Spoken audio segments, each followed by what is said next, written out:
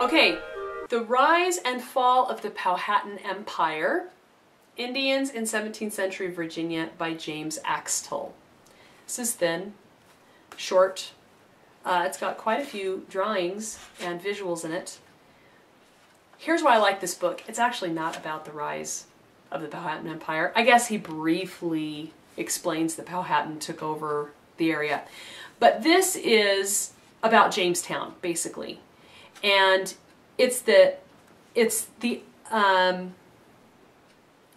James Axtell uses original sources. So that's why I really like this book, because he went to all the original sources, and it's him telling the story, but he quotes original sources, shows pictures from original sources, and it's a really reliable source for understanding what was really going on with Jamestown. It's a fast, easy read, but it'll give you tons of interesting information that I had not seen many other places. American history usually in our schools is handled in a textbook type fashion, and Jamestown is really glossed over really quickly. Sometimes they'll give you just a tiny bit of information.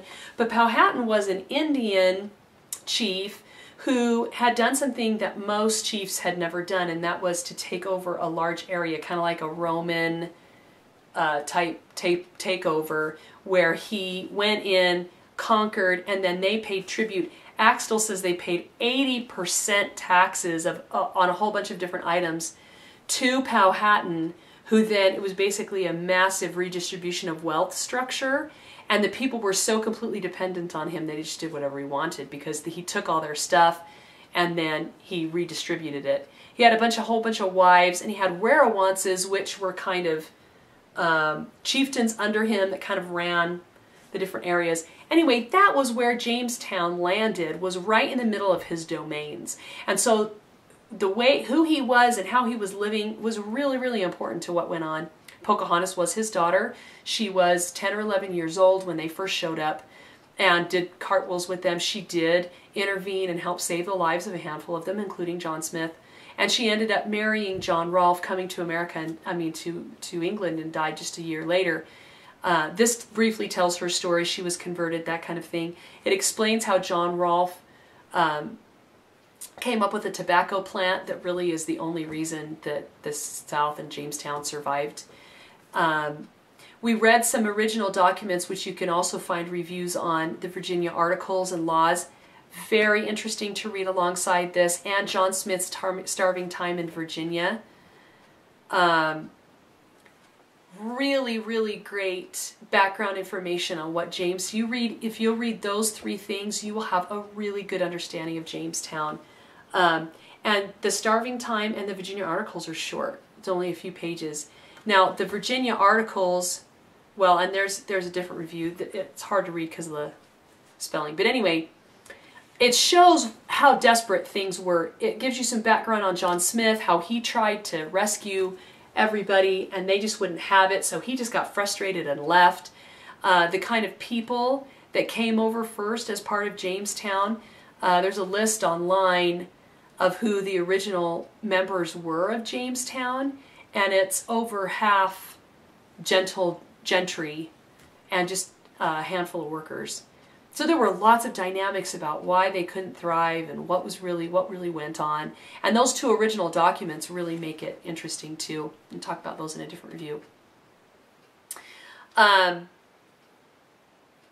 This does give a good overview of the interactions between Powhatan and his group and the early Jamestown settlers for those first few years.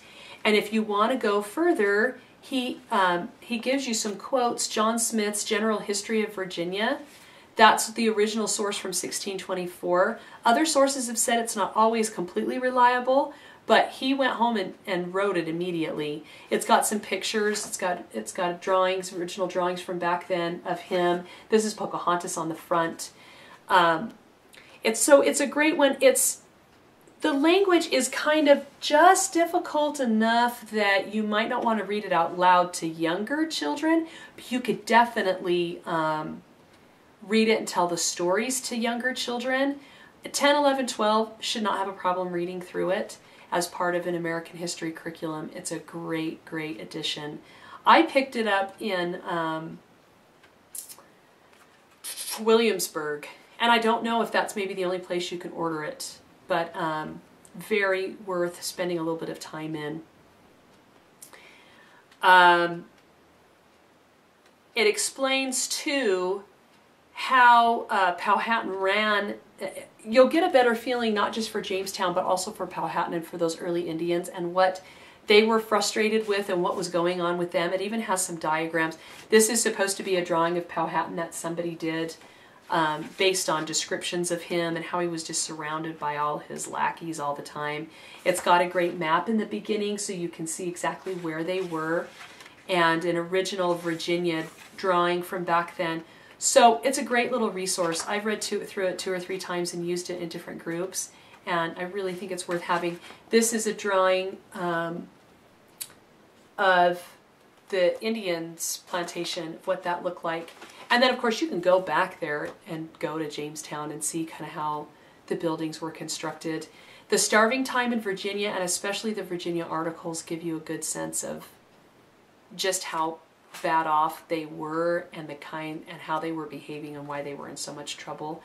And so it's great to read this secondary source and then a couple original sources and get a really full picture of what was going on. So The Rise and Fall of the Powhatan Empire, the Foundations of America series, I guess, and this one's by James Axtell, A-X-T-L-L. Enjoy!